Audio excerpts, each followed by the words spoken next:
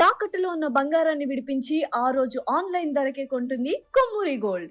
నమస్తే, welcome to Suman TV. నేను పద్మిని. ప్రస్తుతంతో పాటు ప్రముఖ ఆధ్యాత్మికవేత్త, వాస్తు జ్యోతిష పండితులు, లలిత ఉపాసకులు, వాస్తు జ్యోతిష శిక్షణ నిపుణులు బ్రహ్మశ్రీ నానాజీ పట్నాయక్ గారు మనతో పాటు ఉన్నారు. మాట్లాడదాం. సార్ నమస్తే. సార్ శ్రీమాత్రే నమః. సార్, మన పూర్వజన్మ పాపం పరిపక్వం అవ్వాలి అన్నా, లేకపోతే ఆరా చాలా బ్యూటిఫుల్ గా మెయింటైన్ అవ్వాలి అన్నా, ఖచ్చితంగా ఏదైనా పుణ్యక్షేత్రాన్ని దర్శించండి, తద్వారా పాప ప్రక్షాళన ఖచ్చితంగా జరుగుతుంది అని అంటూ ఉంటారు. సో ఎంతవరకు ఇది నిజం అనేది ఒక్కసారి మీ ద్వారా తెలుసుకోవాలనుకుంటున్నాను. అలాగే రాశి పరంగా కూడా ఒకసారి చెప్పండి సార్. ఆయా రాశిలో పుట్టడం అనేది డెఫినెట్ గా దానికి ఏదో ఇంటర్లింక్ ఉంటేనే అక్కడ పుడతారు అనేది మీరు అనేక మార్లు చెప్పి ఉన్నారు. సో వాళ్ళ రాశి ప్రకారం ఏ క్షేత్రాన్ని గనక వాళ్ళు దర్శిస్తే వాళ్ళకి ఖచ్చితంగా పుణ్యం అనేది సముపార్జించుకుంటారు, తద్వారా తమ కోరికలన్నీ నెరవేరుతాయి అని అంటే అట్లా ఉంటుందా సార్? ఉంటుంది. మరి మేషరాశి యాక్చువల్లీ నేనైతే ఎక్కువ లగ్నం మీద కాన్సన్ట్రేషన్ చేస్తాను. బట్ లగ్నం తెలియని వారు రాసి చూసుకోవచ్చు, తప్పేం లేదు. ముందు మీరు అన్నట్టుగా మేషం కనుక చూసుకుంటే ఇక్కడ ఏంటంటే ఒక క్షేత్రము, ఒక మంత్రము జపించడం ద్వారా, ఒక దేవత ఆరాధన చేయడం ద్వారా 100% వాళ్ళ యొక్క కర్మ క్షయం అవుతుంది. అందులో ఎటువంటి సందేహం లేదు. ఎందుకు అవ్వాలి అంటే మనకి జన్మజాతకంలో పూర్వజన్మ కర్మ అనేటువంటిది 6వ భావంలో ఉంటుందండి. 6th హౌస్ ఇస్ పూర్వజన్మ కర్మ.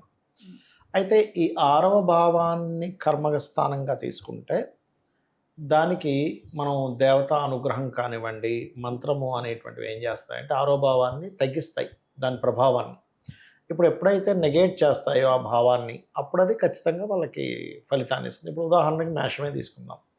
మేషరాశి వాళ్ళు ఎక్కువగా దత్తాత్రేయ క్షేత్రాలకు కానీ, సూర్య ఆలయాలకు కానీ వెళ్ళి అక్కడ సూర్య నమస్కారాలు చేసుకోవడం. ఇప్పుడు ప్రజెంట్ గోచారంలో పంచమంలో కేతు ఉన్నాడు కాబట్టి గణపతి ఆలయాలకు వెళ్ళడం కూడా మంచిది. గణపతి ఇప్పుడు ఎలా అంటే ఇప్పుడు 5, 9 అధిపతులను తీసుకోవాలి మనం. మేషం నుంచి 5వ అధిపతి అంటే ఎవరు? సూర్యుడు.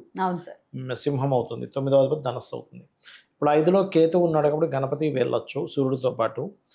ఇక్కడ వీళ్ళు కాలభైరవుడు కూడా వెళ్ళచ్చు. ఇప్పుడున్న గోచారం పరంగా శని దృష్టి ఉంది కాబట్టి దశమం మీద, భాగ్యం మీద, అంటే ఈ లగ్నం నుంచి భాగ్యం మీద, అంటే శని దృష్టి దశమ దృష్టి పడింది.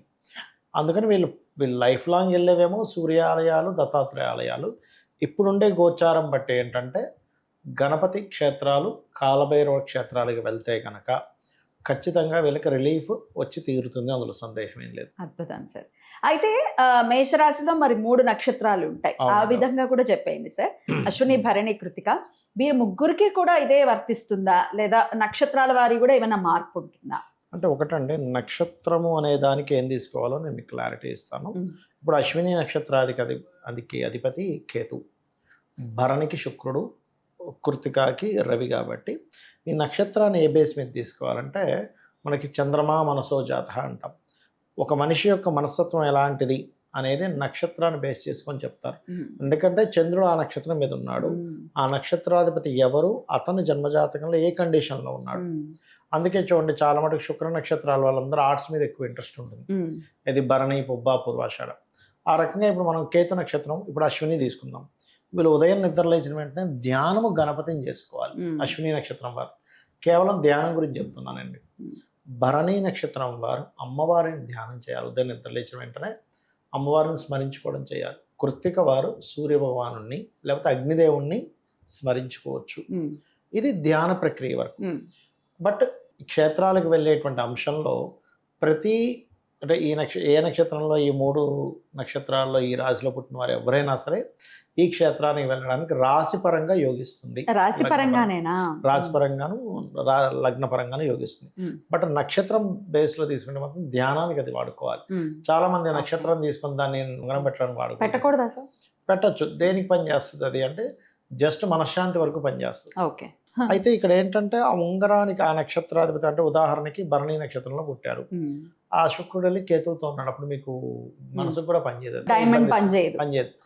డైమండ్ కానీ లేకపోతే మనకి పిల్లి కనుక క్యాట్సే కానీ పనిచేయవు అక్కడ. అలాంటప్పుడు పెట్టకూడదు.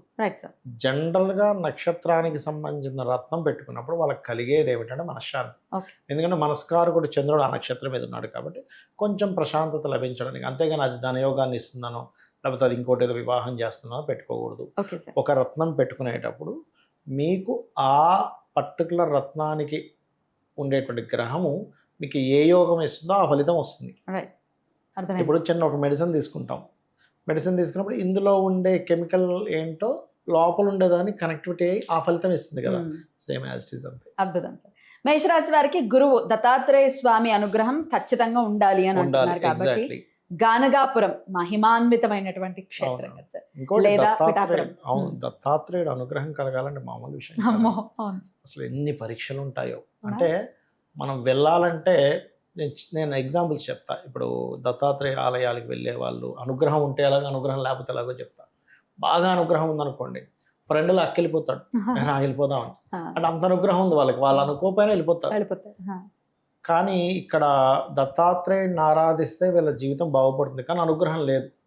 అప్పుడు ఏమవుతుందంటే బయలుదేరదామనగానే ఏదో వార్త వింటాడు, ఆగిపోతాడు. అది బయలుదేరేటప్పుడు చాలా ఆటంకాలు జరుగుతాయి. తీరా బయలుదేరి అక్కడికి వెళ్ళిన తర్వాత అక్కడ ఇంకోటేదో అసలు 100 మంది 100 రకాలు చెప్తారు. నువ్వు దత్తాత్రేయుడు వెళ్తున్నావా, ఎందుకు ఇక్కడికి వెళ్ళొచ్చు కదా, రకరకాల సజెషన్స్. ఎందుకంటే ఈ జీవుడు ఆ క్షేత్రానికి వెళ్తే అతని కర్మ తొలగిపోతుందంటే అది it's not a simple thing. కర్మ తొలగిపోతుంది చేసుకోండి అంటాం, కాలం దానికి సహకరించదు. అంత ఈజీ కాదు కర్మ తొలగిపోవడం అనేది. అది కాబట్టి అయితే ఇలా చాలా మంది కూడా అంటూ ఉంటారు సార్, వెళ్ళలేకపోతున్నాం, దర్శనం చేయలేకపోతున్నాం. ఏంటి సార్ దీనికి ఏదైనా మార్గం చెప్పండి సార్. ఒకటేనండి, భక్తే. ఎప్పుడైనా సరే మనకి 3 విషయాల మీదే మొత్తం ప్రపంచం నడుస్తుందండి. ఎలా అయితే ఇప్పుడు సృష్టి, స్థితి, లయ, బ్రహ్మ విష్ణు రుద్రులు కదా మనకి చెప్తూ ఉంటారు. ఏది ఒక హోమం చేసేవాడు, చేయించేవాడు అండ్ హోమం, అంటే ప్రతిదీ 3తో లింక్ అయి ఉంటుందండి. నీ సంకల్పము, భగవంతుడు, నీ భక్తి. భక్తి అనే పార్ట్ ఎంత ఇదంటే నువ్వు అసలు నీకు ఆ భక్తి అనేది అంటే తెలియడానికే చాలా సాధన చేయాలి ఫస్ట్. మనం ఏదైనా భక్తులారా అని చెప్పి మనకి స్పీచ్లు ఇస్తుంటారు. అసలు భక్తులు అవ్వాలంటే, అసలు భక్తి రావాలంటే ఏంటనే దాన్ని ఎంతో శోధిస్తే కానీ అర్థం కాదు. అది చాలా పెద్ద సబ్జెక్ట్. అంటే భక్తుడు, ఉపాసకుడు, ఇట్లా రకరకాలు ఉంటారు. అందరికంటే ఎవరు గొప్పవాడు అంటే భక్తుడే గొప్పవాడు. ఖచ్చితంగా అలా గొప్పవాళ్ళు అవ్వాలి అంటే నిజమైన భక్తులుగా మారాలి. అసలు భక్తి అంటే ఏంటని అడిగితే సరైన నిర్వచనం చెప్పలేరండి ఎవరు కూడా. భక్తి అంటే భక్తేనండి, టెంపుల్కి వెళ్తున్నాం కదా భక్తి, టెంపుల్కి వెళ్ళడం భక్తి కాదు అసలు. అది ఏదో వెళ్తున్నావు, 1 ఆఫ్ ది పార్ట్. నువ్వు వెళ్తున్నావు ఏదో కోరికతో వెళ్తున్నావు, దేనితో వెళ్తున్నావు. కానీ అసలు నీకు అనుక్షణము నువ్వు నిద్ర లేచినప్పటి నుంచి నిద్రపోతూ నిద్రలో కూడా నువ్వు కలవరించేది. చిన్నపిల్ల అమ్మని ఎలా కలవరిస్తాడో, నువ్వు ఒక చిన్న పిల్లవాడు నిద్ర లేస్తే అమ్మగారిని ఎలా ఏడుస్తాడో, ఒక భక్తుడు అతను కాన్షియస్లో ఉన్న అన్కాన్షియస్లో ఉన్న వాడి మనసులో ఎప్పుడు ఆ దేవతా సంబంధించిందే ఉంటుంది. దట్ ఈస్ భక్తి. చాలా టఫ్ అయితే నిజమే. వదలకుండా ఉండలేడండి. చిన్నపిల్లవాడు ఎలాగా తల్లిని చూడకుండా ఉండలేడు. తల్లి కనప్పుడు గుక్కబడి ఏడుస్తాడు. తల్లి దగ్గరగా ఉంటే హ్యాపీ ఫీల్ అవుతాడు. అలాగే ఒక భక్తుడు భగవత్ సంబంధించిన దాంట్లో అంత హ్యాపీ ఫీల్ అవుతాడు. దట్ ఈస్ భక్తి. అద్భుతం సార్. ఇంకా అక్కడ ఇంకేదో కోరికలు ఏమేమి ఉండవు. ఇంకా అక్కడ భక్తి అంతే. జస్ట్ ఆయన మనం అంతే. అదేంటంటే అతని విలువ తెలిసినప్పుడు, లేదా అది పూర్వజన్మ వాసన కూడా ఉంటుంది. అంత ఈజీగా రాదు. మీకు అన్ని యోగాల కంటే గొప్ప యోగం ఏంటంటే భక్తి యోగం. దాని గురించి కూడా అది ఉన్నత శిఖరాలకు తీసుకెళ్తుందండి మనిషిని. కాంబినేషన్స్ వైజ్ కూడా తెలుస్తుంది కదా సార్ వాళ్ళకి. ఖచ్చితంగా ఒకసారి మాట్లాడుకుందాం నెక్స్ట్ వీడియోలో. రైట్ సార్, చాలా అద్భుతంగా వివరించారు. మేషరాశి వారు గురువుకి దగ్గరగా ఉండేటటువంటి ప్రయత్నం చేస్తే ఖచ్చితంగా పుణ్యాన్ని సముపార్జించుకుంటారు. అద్భుతం సార్. ఇక నెక్స్ట్ వీడియోలో వృషభ రాశి గురించి తెలుసుకుందాం. వృషభ రాశి వారు ఏ క్షేత్రాన్ని దర్శించాలి అనేది సవివరంగా నెక్స్ట్ వీడియోలో తెలుసుకుందాం. Thank you sir. నమస్తే. శ్రీమాత్రే నమః.